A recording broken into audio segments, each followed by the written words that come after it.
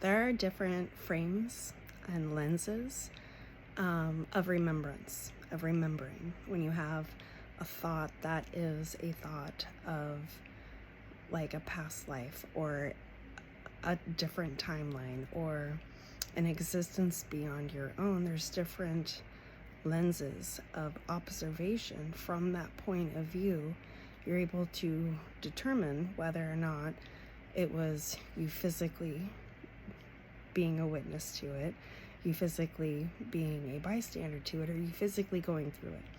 And so it's like, with the thoughts of remembrance come through, there are different frames and lenses that the thoughts are filtered through.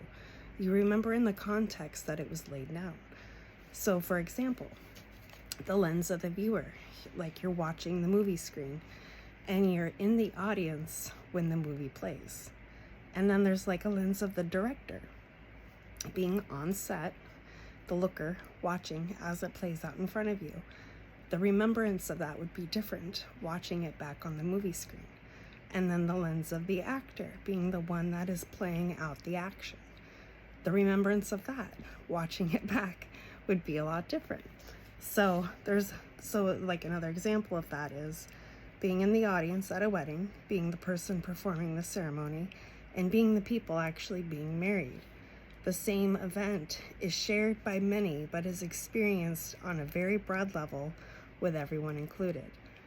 Remembrance happens the same way. Our thought remembrance comes through the same way. You will remember in the context of, am I remembering watching? Am I remembering like real time? Or did I actually do this? You'll feel the embodiment of it when you actually do it. When you remember actually doing things, you feel the full embodiment of doing it, the actual action of it. So you'll feel as if you had experienced it. And that remembrance resonates so much deeper. But that's just a little bit of how, there's more lenses than that too, but that's just a description of a few.